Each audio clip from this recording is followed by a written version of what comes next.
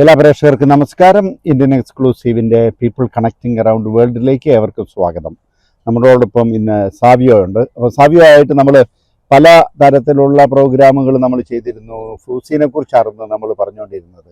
അപ്പോൾ ഇപ്രാവശ്യത്തെ ഫ്ലൂസി 7, 12 ഈ ദിവസങ്ങളിലായിരുന്നു അല്ലേ? അത് ശരിക്കും നടന്നായിരുന്നു. ഇതിനെക്കുറിച്ച് എന്താണ് പറയുന്നത്? നമസ്കാരം. ഇപ്രാവശ്യം നമ്മൾ പ്രധാനപ്പെട്ടതായിട്ട് ഫ്ലൂസി എല്ലാവരും അയച്ചിരുന്നത് ഈ ഡൊമസ്റ്റിക് വർക്ക് ഗോൾഫ് ബദാന്റെ അതായിരുന്നു. അത് 7-ാം തീയതി ആയിരുന്നു. പക്ഷെ അതിൻ്റെ ആപ്ലിക്കേഷൻ ഫില്ല് ചെയ്ത് നമ്മൾ സൈറ്റിൽ സേവ് ചെയ്ത് വെച്ചിരുന്നത് നവംബർ 30 വരെ സമയം ഉണ്ടായിരുന്നു. നവംബർ 1-ാം തീയതി പോലെ അങ്ങനെ അത് ദക്രേത്തോര് പറഞ്ഞിരുന്ന പോലെ തന്നെ കറക്റ്റ് 7-ാം തീയതി രാവിലെ 9 മണി മുതൽ നമുക്ക് അയക്കാനായിട്ടുള്ള സൗകര്യം ഉണ്ടായിരുന്നു. അപ്പോൾ അങ്ങനെ അത് എല്ലാവരും അയച്ചതിന് ശേഷം നമുക്ക് അതിൻ്റെ 24 മണിക്കൂറിനുള്ളിൽ അല്ലെങ്കിൽ 48 മണിക്കൂറിനുള്ളിൽ എല്ലാവർക്കും തന്നെ അതിൻ്റെ റെസീറ്റും കിട്ടിയിരുന്നു. അപ്പോൾ മിനിസ്റ്ററിൽ നിന്ന് നമുക്ക് കിട്ടിയിരിക്കുന്നത് ഏകദേശം 1,64,787 അത്രയും ഡൊമാന്തകളാണ് കിട്ടിയിരിക്കുന്നതെന്നാണ് പറഞ്ഞിരിക്കുന്നത്. അതെ, അത് പല കാറ്റഗറിയിലുമായിട്ടാണ് പറഞ്ഞിരിക്കുന്നത്. അതില് എഡിലീസിയ, അതായത് ഹോട്ടല്, അങ്ങനെയുള്ളതിന് 57,000, അതോടൊപ്പം സ്ഥജനാലേക്ക് 61,000 അപേക്ഷകൾ വന്നിട്ടുണ്ട്. എന്നാൽ ഈ ഡൊമസ്റ്റിക് ഹോം അസിസ്റ്റൻസ് അതിന് 44,000 ഇതാണ് വന്നിരിക്കുന്നത്. അപ്പം 44,000 എന്ന് പറഞ്ഞു കഴിഞ്ഞാൽ ഏകദേശം 10,000 അടുത്തല്ലേ അതിന്റെ കോപ്പി ഉണ്ടായിരുന്നത്? 10,000 അടുത്തുണ്ടായിരുന്നു. കഴിഞ്ഞ പ്രാവശ്യം 16 ആയിരുന്നു. ഇപ്രാവശ്യം അതിന്റെ 20,000-ഓളം. പക്ഷെ ആ 20,000 ഒരു അഡീഷണൽ 10,000-നകത്ത് ലബോറട്ടറികളുടെ ഒരു അസോസിയേഷൻ വഴി അവർക്ക് മാത്രമേ അയക്കാൻ പറ്റൂ. പക്ഷെ അത് 744 അപേക്ഷകളെ ചെന്നിട്ടുള്ളൂ. അത് ഇനിയും പോസ്റ്റുകൾ കിടപ്പുണ്ട്. അപ്പൊ അത് എങ്ങനെയാണെന്നുള്ളതാണ്. അത് ഏത് വിധത്തിലുള്ള കോത്തയിലാർന്നത് അതിനെ കുറിച്ച് അറിയാവോ? അതെന്ന് പറഞ്ഞാൽ ശരിക്കും ദത്തോർദ ലബോറയ്ക്ക് നേരിട്ട് കൊടുക്കാൻ പറ്റത്തില്ല. ഈ ദത്തോർദ ലബോറകളുടെ ഒരു അസോസിയേഷൻ ഉണ്ട്, അവര് വഴിയേ നമുക്ക് ഈ അപേക്ഷ കൊടുക്കാൻ പറ്റത്തുള്ളൂ. അത് ഇനിയും ഡിസംബർ 31-ാം തീയതി വരെ ഓപ്പൺ ആണ്. അതായത് ഇപ്പൊ ഫെബ്രുവരി 17 മുതൽ ഈ മിനിസ്ട്രിയുടെ ഈ അപേക്ഷ സെക്ടറിൽ ഇനിയും കൊടുക്കാം. അത് എല്ലാ വർഷവും ഫ്ലൂസി ഒരു ഇറങ്ങിക്കഴിഞ്ഞാൽ ആ വർഷം ലാസ്റ്റ് വരെ ഡിസംബർ 31-ാം തീയതി വരെ നമുക്ക് ഈ അപേക്ഷകൾ എപ്പോഴും അയക്കാൻ പറ്റും. പക്ഷേ സാധാരണ കൊടുക്കുന്ന അപേക്ഷകൾ, അതായത് ഏകദേശം 44,809 സാധാരണ 10,000 കോട്ടയുള്ളതിൽ അപേക്ഷകൾ വന്നിരിക്കുന്നത്. അതായത് ഈ 40,000 പേരിൽ 4-ൽ ഒരു അപേക്ഷ മാത്രമേ അവർ വാലിഡ് ആയിട്ട് വരത്തുള്ളൂ. തീർച്ചയായിട്ടും. അപ്പൊ ഇനി ആ സെക്ഷനിലേക്ക് അപേക്ഷ കൊടുത്തിട്ട് കാര്യമില്ല. ഇനി അങ്ങനെ കൊടുക്കുന്ന അപേക്ഷകൾക്ക് ഇപ്പൊ പുതിയതായിട്ട് അപേക്ഷ കൊടുക്കാന്ന് പറഞ്ഞാൽ അതിന് കാര്യമില്ല. കാര്യം നമ്മൾ ഇത്ര അപേക്ഷകൾ കയറി അതിന്റെ പുറകിലേ നമ്മൾ നിൽക്കുന്നുള്ളൂ. ക്ലിക്ക് ഡേ എന്ന് ഉദ്ദേശിക്കുന്നത് ആ 7-ാം തീയതി ആ കറക്റ്റ് സമയത്ത് അപേക്ഷിക്കുന്നവർക്ക് മാത്രമേ മുൻഗണനാ പ്രകാരം നമുക്ക് കിട്ടത്തുള്ളൂ. ഇപ്പൊ നമുക്ക് ഇനി അയക്കുന്നവർ നമ്മൾ പുറകിലായിരിക്കും. ഇപ്പൊ ഉദാഹരണത്തിന് ഒരു 35,000 അപേക്ഷ കയറിയിട്ടുള്ള ഒരു പ്രൊവിൻഷ്യയില് റൂമിൽ കയറിയിട്ടുണ്ടെങ്കിൽ ഉദാഹരണം പറയണം. അപ്പൊ അതിന്റെ പിന്നിലെ അടുത്ത അപേക്ഷ ചെല്ലത്തുള്ളൂ. അപ്പൊ കിട്ടാൻ ചാൻസ് വളരെ കുറവാണ് ഇനി അയക്കുന്ന അപേക്ഷകൾ. അപ്പൊ അതോടൊപ്പം തന്നെ ഓരോ പ്രോവിൻസിൽ ഈ 44,000 എന്നുള്ള ഈ സംഖ്യ ഓരോ പ്രോവിൻസും ഈക്വൽ ആയിട്ടാണോ ഡിവൈഡ് ചെയ്തിരിക്കുന്നതിനെ കുറിച്ച് നോക്കണം. ഈക്വൽ അല്ല. ഓരോ പ്രൊവിൻസിലും ഇപ്പൊ അഭിത്താന്തികളുണ്ടല്ലോ, അതിനനുസരിച്ച് കോട്ട കൊടുത്തിട്ടുണ്ട്. ചില പ്രൊവിൻസുകളിൽ ചിലപ്പോൾ അപേക്ഷ ആവശ്യത്തിന് വന്നില്ലെന്ന് വരാം. അപ്പൊ അങ്ങനെ വരുമ്പോൾ അവർ മറ്റുള്ള പ്രൊവിൻസിൽ നിന്ന് വിളിക്കും എന്നുള്ളതാണ്. അങ്ങനെ വിളിക്കാൻ ഇല്ല. ഇപ്പൊ നമ്മൾ ഈ പ്രൊവിൻസിയിൽ കൊടുത്തിട്ടുള്ളവർക്ക് മാത്രമേ ഈ പ്രൊവിൻസിയിൽ കിട്ടത്തുള്ളൂ.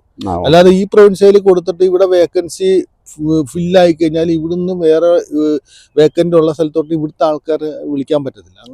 അങ്ങനെയുണ്ട്. അപ്പൊ എന്താണെങ്കിലും ഇവിടെയും മനുഷ്യനെ എക്സ്പ്ലോയിറ്റ് ചെയ്യാൻ വേണ്ടിയിട്ടുള്ള ശ്രമങ്ങൾ നടന്നിട്ടുണ്ട്. കാരണം ഇനിയും 7 ലക്ഷം രൂപ എങ്കിൽ ഞങ്ങൾ അപേക്ഷ വെക്കാമെന്നും പറഞ്ഞ് പലരെയും വിളിച്ചു ചോദിച്ചു. അത് ചിലരെ കളിപ്പിക്കുന്നതാണ്. അങ്ങനെ ഒരിക്കലും നമ്മൾ ശ്രദ്ധിക്കുക. ഈ പുതിയതായിട്ട് അപേക്ഷ വീണ്ടും വെക്കാമെന്ന് പറയുന്നത് ശ്രദ്ധിക്കുക.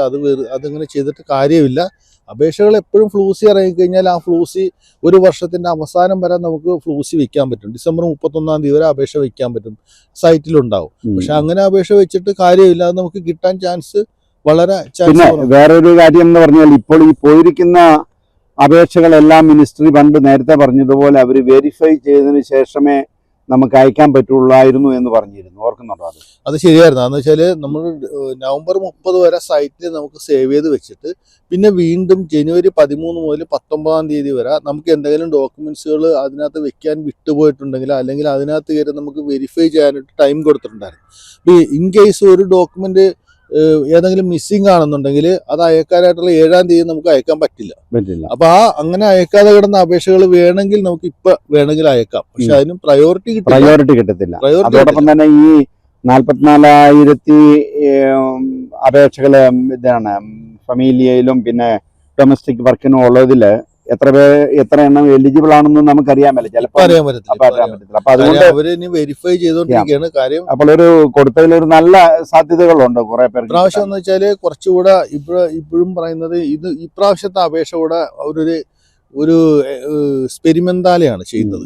അടുത്ത പ്രാവശ്യം മുതൽ ഒന്നുകൂടെ നമുക്ക് അപ്ഡേറ്റഡ് ആയിരിക്കും. അപ്പൊ ഇപ്രാവശ്യം അവര് അഡ്വക്കേറ്റിന്റെ അസവറസ്യോണ, അതായത് കൊമേഴ്ഷ്യൽ ലിസ്റ്റുകളുടെ അസവറസ്യോണ വേണമായിരുന്നു. പിന്നെ അലോചിത്ത് വെച്ച് ഇതിന്റെ റെസിപ്റ്റ്, നമ്മുടെ ഹോസ്പിറ്റാലിറ്റി കൊടുക്കാവുന്നതിന്റെ ഡിക്ലറേഷൻ, ആളിന്റെ ഔത്തോദിക്കരസ്യോണെ, വാർഷിക വരുമാനത്തിന്റെ ഔത്തോദിക്കരസ്യോണെ, പിന്നെ ഇങ്ങനെയുള്ള ഡോക്യുമെന്റുകൾ, പിന്നെ അസവറസ്യോണ, അത് ഇമ്പോർട്ടന്റ് ആയിരുന്നു. പിന്നെ ചെന്ത്രോപ്പർ ഇമ്പ്യഗോയിലേക്ക് അപേക്ഷ അയച്ചതിന്റെ റെസീറ്റും കാര്യങ്ങളും, ഇത്തരം കാര്യങ്ങൾ അതിനകത്ത് അപ്ലോഡ് ചെയ്യണമായിരുന്നു. പിന്നെ വരുന്ന ആളുടെ പാസ്പോർട്ടിന്റെ കോപ്പി, ഇതെല്ലാം വെച്ചാണ് നമ്മൾ ചെയ്തിരിക്കുന്നത്. എല്ലാ ഡോക്യുമെന്റുകളും അപ്ഡേറ്റഡ് ആയിട്ടുള്ളതാണെങ്കിൽ ആദ്യം കയറിയിട്ടുണ്ടെങ്കിൽ ഇതെല്ലാം വിളിക്കും. പിന്നെ പുറകിൽ നിന്ന് കയറിയിട്ട്, ഇപ്പോൾ ഉദാഹരണത്തിന് 9:02 മുതൽ 9:03 അങ്ങനെ 9:10 വരെയുള്ള സമയങ്ങളിൽ നമുക്ക് വളരെ പ്രതീക്ഷയുണ്ട്, കിട്ടാനായിട്ട് പ്രതീക്ഷയുണ്ട്. അപ്പൊ എന്നാലും അത് വെയിറ്റ് ചെയ്യുക. ഇപ്പൊ ഒരു മാസത്തിനുള്ളിൽ തന്നെ ഇതിന്റെ റിസൾട്ടുകൾ ഏകദേശം എല്ലാവർക്കും അവരുടെ ഇമെയിൽ പെക്കിൽ വരാം. അതല്ലെങ്കിൽ നമ്മൾ സ്പിഡിൽ കയറിയിട്ട്, നമ്മൾ കമ്മ്യൂണിക്കേഷൻ വരുമ്പോൾ സ്പിഡിൽ കയറിയിട്ട് അതിന്റെ നുള്ള സ്തംഭാര ചെയ്തിട്ട് കഴിഞ്ഞ പ്രാവശ്യത്തെ പോലെ നാട്ടിലോട്ട് അയച്ചു കൊടുക്കുക. അപ്പോൾ ഇനിയും നിങ്ങളോട് ഒരുപക്ഷെ ഈ 4 ലക്ഷമൊക്കെ ഉടനെ തരണം, നിങ്ങൾക്ക് ഇങ്ങോട്ട് വരാം, ഇവിടെ വരുമ്പോൾ പേപ്പർ ആകും എന്ന് പറയുന്നതിനകത്തൊക്കെ വളരെ സംശയാസ്പദമായിട്ട് കാണേണ്ട കാര്യങ്ങളാണ്. കാരണം ഏകദേശം ഈ ഹോം സെക്ടറിലേക്ക് തന്നെ 44,000 അപേക്ഷകൾ വന്നിട്ടുണ്ട്. അപ്പോൾ അതിനകത്തുനിന്ന് 44,000 അപേക്ഷകൾ വന്നിട്ടുണ്ട്. അതിനകത്തുനിന്ന് എത്ര എണ്ണം വരും? അപ്പോൾ അതിന്റെ പുറകിലായിരിക്കും ഇനി അയക്കുന്ന ആവശ്യം. പിന്നെ വേറൊരു കാര്യം ശ്രദ്ധിക്കേണ്ടതെന്ന് വെച്ചാൽ, ഈ നുള്ളവസ കിട്ടുന്നവര് നാട്ടില് കൗൺസിലേറ്റില, എംബസിയില അപേക്ഷ സബ്മിറ്റ് ചെയ്ത് കഴിഞ്ഞാൽ 7 ദിവസത്തിനുള്ളിൽ ദത്തോറ ലവോറയ്ക്ക് പെക്ക് വഴി ഒരു കമ്മ്യൂണിക്കേഷൻ വരും. ഈ ആളെ ഇറ്റലിയിലേക്ക് വന്നു കഴിഞ്ഞാൽ അസൂമരെ ചെയ്യാനും ജോലി ഓഫർ ചെയ്യാനും ഓക്കെ ആണെന്ന് ഒന്നുകൂടെ റീകൺഫേം ചെയ്യണം. എന്നാൽ മാത്രമേ വിസ അടിക്കത്തുള്ളൂ. അപ്പൊ നുള്ളോസ വാങ്ങിക്കുന്നവര് ഉടനെ തന്നെ ശ്രദ്ധിക്കുക, നാട്ടിൽ വിസ ആപ്ലിക്കേഷൻ VSF വഴി കൊടുത്തു കഴിഞ്ഞാൽ 7 ദിവസത്തിനുള്ളിൽ ദത്തോറ ലവോറയ്ക്ക് പെക്ക് വഴി കമ്മ്യൂണിക്കേഷൻ വരും. നമ്മൾ ഈ വിസ അടിക്കണമെന്നുണ്ടെങ്കിൽ, നമുക്ക് നുള്ളോസ പാസ്പോർട്ടിൽ വിസ അടിക്കണമെന്നുണ്ടെങ്കിൽ ഈ വരുന്ന മെയിലിൽ പെക്കിൽ കൺഫർമേഷൻ കൊടുത്താൽ മാത്രമേ വിസ അടിക്കത്തുള്ളൂ. അപ്പൊ ആ ഒരു കാര്യം നമ്മൾ ദത്തോറ ലവോറയെ എടുത്ത് നമ്മൾ മുൻകൂട്ടി അറിയിച്ചിരിക്കുക. നുള്ളോസ കിട്ടുന്നവര് അത് ചെയ്തിരിക്കണം. ഇപ്പോഴത്തെ ആ ഒരു പോക്കനുസരിച്ച് മിക്കവാറും ഈ വർഷത്തെ പോലെ തന്നെ, കഴിഞ്ഞ വർഷത്തെ പോലെ തന്നെ ചിലപ്പോൾ നവംബറിലായിരിക്കും 2026-ലേക്കുള്ളതും അപേക്ഷകൾ കൊടുക്കേണ്ടത്. എനിക്ക് തോന്നുന്നത് കഴിഞ്ഞ പ്രാവശ്യത്തെ പോലെ തന്നെ ഇത് വീണ്ടും ഒരു പക്ഷേ ഗവൺമെന്റിന് ഇതിനു വേണ്ടി പല സമയങ്ങൾ കളയാതിരിക്കാൻ വേണ്ടി 3 വർഷത്തെ അടുപ്പിച്ചിട്ടുള്ള ഡെക്രേത്തുമായിട്ട് ആയിരിക്കും ഇറക്കുന്നത്. അങ്ങനെയുണ്ടെന്നുണ്ടെങ്കിൽ അടുത്ത വർഷത്തേക്കുള്ള ഇതുപോലെയുള്ള ഫ്ലൂസികൾ ഇറങ്ങാനായിട്ടുള്ള ഡെക്രേത്തുകൾ ഈ വരും മാസങ്ങളിൽ നമുക്ക് അറിയാൻ പറ്റും. പിന്നെ അത് ഫില്ല് ചെയ്യേണ്ട ടൈമുകളും അതിനുള്ള കാര്യങ്ങളും ഒക്കെ അത് നമുക്ക് വീണ്ടും ഇതുപോലുള്ള കമ്മ്യൂണിക്കേഷനിലൂടെ നമുക്ക് ലഭിക്കുന്നതായിരിക്കും. അപ്പോൾ ഇതൊക്കെയാണ് ഈ പ്രാവശ്യത്തെ ഫ്ലൂസിനെ കുറിച്ച്, 2025-ലെ ഫ്ലൂസിനെ കുറിച്ച്. അതിപ്പോൾ ഓൺ പ്രോസസ്സിലാണ്. അപ്പോൾ അതിന് അപേക്ഷ കൊടുക്കുന്നവർക്ക് അറിയാം. ഇനിയും നിങ്ങൾക്ക് ട്രൈ ചെയ്യണമെങ്കിൽ ഈ 17 മുതൽ ഡിസംബർ 31 വരെയും അതിന്റെ അപേക്ഷകൾ അടയ്ക്കാം. പക്ഷെ അതിന് നമുക്ക് ചാൻസുകൾ വളരെ കുറവാണ്. പിന്നെ പറയാൻ പറ്റത്തില്ല, ഓരോരുത്തരുടെ നമ്മുടെ റോം പോലെയുള്ള സ്ഥലത്ത് കിട്ടത്തില്ല. വെളിയിലുള്ള ഏതെങ്കിലും പ്രൊവിൻസിൽ കിട്ടുമെങ്കിൽ കിട്ടി. പക്ഷെ ഇതിനൊന്നും നമ്മൾ മറ്റുള്ളവരിൽ നിന്നും സ്പൃത്താരെ ചെയ്യരുത്. നമ്മളെ തെറ്റിദ്ധരിപ്പിച്ച് വാങ്ങിച്ചു തരാവുന്ന രീതിയിൽ നമ്മൾ അഡ്വാൻസ് കൊടുക്കുകയോ കാര്യങ്ങളോ ചെയ്യാതിരിക്കുക. സൂക്ഷിച്ച് നമുക്ക് ഒരു ഉറപ്പുള്ള കാര്യങ്ങൾക്ക് മാത്രം നമുക്ക് അങ്ങനെ ഉണ്ടെങ്കിൽ മാത്രമേ ഇത് ചെയ്യാത്തുള്ളൂ.